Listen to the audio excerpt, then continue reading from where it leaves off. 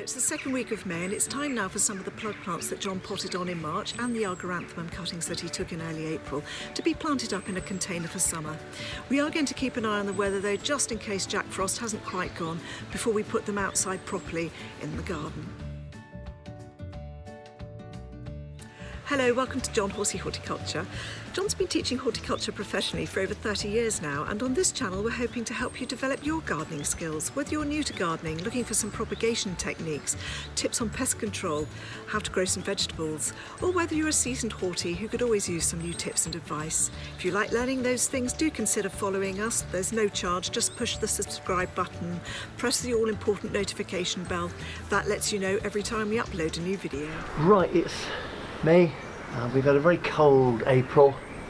It's not been very wise to put plants out because we've had frost most nights through April. They forecast now a week without frost, which sounds really good. So I'm going to start doing up the containers.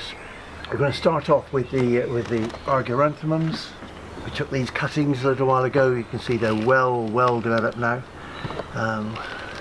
When they're 3 times the size of the cutting, you know they're rooted. These have really been allowed to go a bit too long, they're a bit drawn. Never mind, they'll be fine. I'm going to just knock these out like that and try and break them down gently. I've got some nice plants like that which are fit to go. Hopefully there's no aphids on them. Yeah, they look alright. So I'm going to take 1, 2, 3 of those, and the rest will have to go back in the pot until later on. So I'll just pop those back in. They'll be using them for another container, but I just don't want the roots to dry out too much now. Pop them in there. A little bit of compost around them. So here's the bulk of it. As always, some charge in the bottom helps the drainage. I know there's different views on it, but I'm still used to putting in charge, and I think that can only help. On top of that, I put some gravel. That makes sure the water gets down to the charge, and then I start filling it up. Now, I'm going to use multi-purpose compost.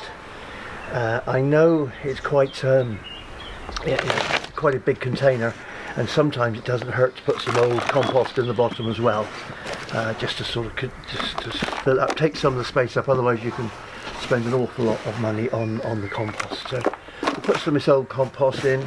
It's clean, it's got a lot of weeds in it, but it'll bulk it up a bit for us. So we'll put some of that in the bottom, and then we'll get the multi-purpose. I'm putting in a bit of controlled release fertiliser. Even though I'm putting in the compost, I think it gives it a good bulk.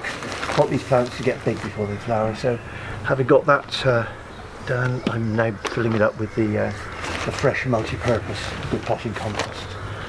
Very variable these days because I try to get peat free, but some better than others.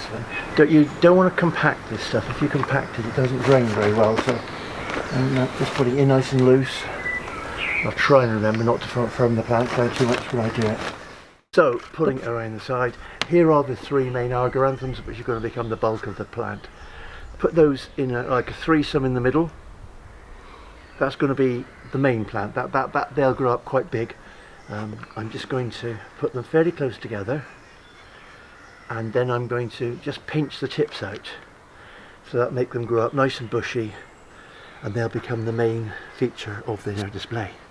So just take the little tip out there to encourage it to shoot out a bit more, and on that one there, just a very little tip. So I've only taken these little bits out, and now the thing is, if you don't do that, what the plant does is it produces auxins, which are plant hormones, and they are made in the tips, and as the plant grows up, these auxins cascade down through the plant and they stop the side shoots growing. So by taking out the auxin production, which is in that little tip there, I'm going to encourage it to bulk out, and we'll get a nice bushy plant. These do grow out quite quickly anyway, so that will help a great deal. I'm going to put trailers around the outsides, and these are going to go right on the very edge, because the whole idea is I want them to crawl over. So out these come. This is a thing called Brachyscome. Swan River daisy is another name for it. And I'm just going to put it like that so it'll go all over the side of the pot. Now I've got a couple of Brachyscomes which are going to go either side.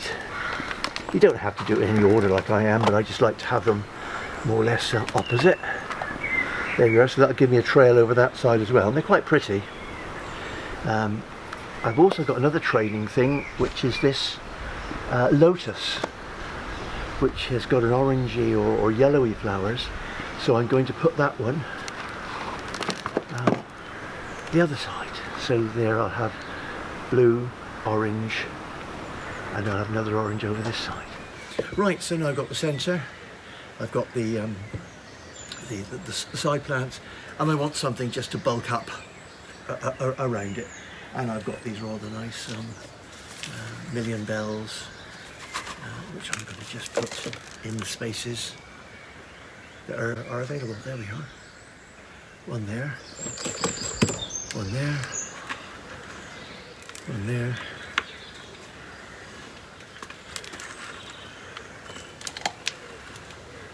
Now I have actually got my levels a bit wrong here, so what I'm going to have to do is to get a bit more compost and lift the centre up a bit.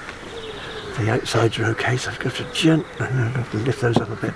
You want to try and arrange it so that you've got about an inch at least all the way around below the edge, so that when you water it, if you fill that inch of water up, that's going to be sufficient to get right the way through the pot. So you know that if you do that, you've given it a good watering.